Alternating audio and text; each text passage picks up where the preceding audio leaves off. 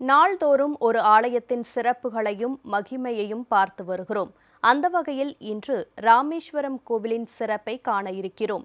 காசிக்கும் ராமேஸ்வரத்திற்கும் நெருங்கிய தொடர்பு உண்டு என கூறுவது உண்டு. அது என்ன என்பது குறித்து இப்போது காண்போம்.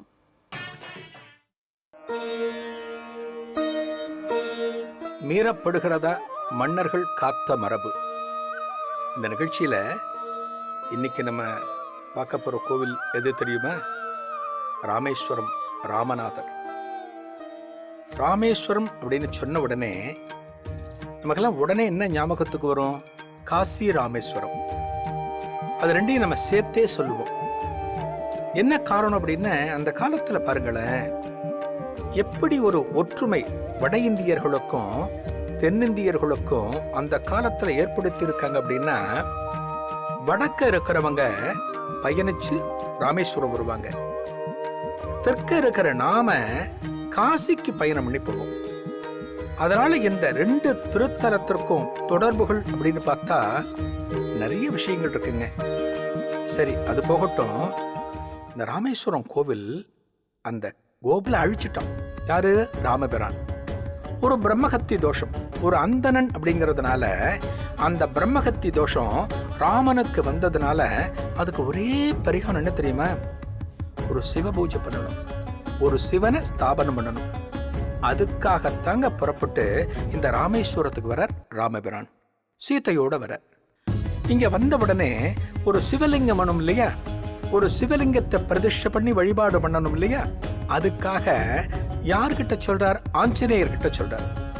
அந்த ஆஞ்சநேயர் சிவலிங்கம் கொண்டு வரதுக்காக காசிக்கு பறந்து போறார். எல்லாத்துக்குமே ஒரு நேரம் காலம் அப்படின்னு ஒண்ணு இருக்குங்க.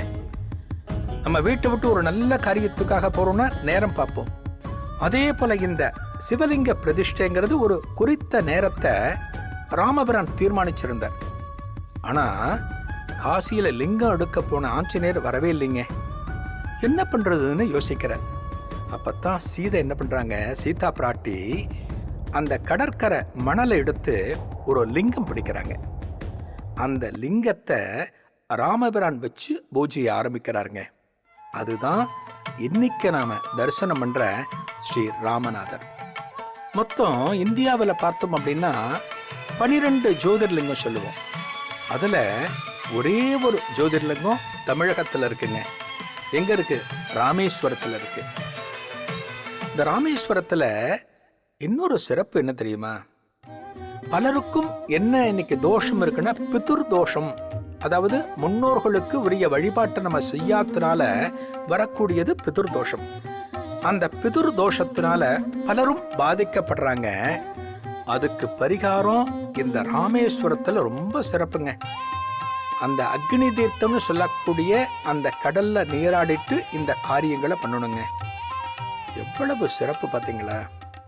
எத்தனையோ காலத்துக்கு முன்னாடி கட்டின கோவில், எத்தனையோ வருடங்களுக்கு முன்னால் மன்னர்கள் பார்த்து பார்த்து கட்டின கோவில் இன்னைக்கும் அப்படியே இருக்கு. அப்படின்னா கொஞ்சம் கூட பழமை மாறாம இருக்குன்னா அதனோட உறுதித்தன்மையை நம்ம எப்படிங்க சொல்ல முடியும்? எந்த அளவுக்கு ஒரு உறுதித்தன்மை இன்றைக்கும் இருந்து நம்மளை காப்பாற்றுகிறது அப்படின்னா, இது எல்லாத்தையும் மீறின விஷயங்க ஆன்மீகம்ங்கிறது. இறைவன் அங்கு இருக்கின்ற காரணத்தினால, சகலவிதமான சக்திகளோடும் தெய்வங்கள் விளங்குகின்ற காரணத்தினால இந்த கோவில்லாம் ஒரு அபரிமிதமான ஆற்றல் இருக்குங்க. இன்னைக்கு ஒரு கோவிலுங்கிறத சும்மா சாதாரணமா நினைக்க கூடாது. ஏதோ பீச்சுக்கு போறோம், ஒரு தியேட்டருக்கு போறோம், ஒரு பொழுதுபோக்கு இடத்துக்கு போறோம்னு நினைக்க கூடாது.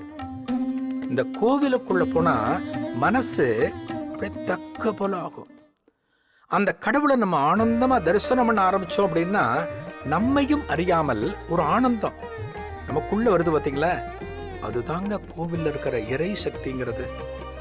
எத்தனையோ வெளிநாட்டவர்கள், ஃபாரின்ல இருக்கிறவங்க எல்லாம் பார்த்து ஆச்சரியப்படுறாங்க. இத்தனை பெரிய கோவிலா எப்படி கட்ட முடிஞ்சது அந்த நாட்கள்ல அப்படின்னு ஆச்சரியப்பட்டு பார்க்கறாங்க. அவங்களுக்கு தெரிஞ்ச விஷயம் நமக்கு தெரிய மாட்டேங்குதுங்க. இங்க இருக்கிறவங்க எல்லாம் என்ன நினைக்கிறாங்க? அதை மாத்தலாம், இதை மாத்தலாம், இந்த மண்டபத்தை இப்படி பண்ணலாம். நம்ம கையே வைக்க கூடாதுங்க. ஒவ்வொரு ஆலயத்துக்கும் தனித்தனி சிறப்பு வழிபாடுகள் உண்டு.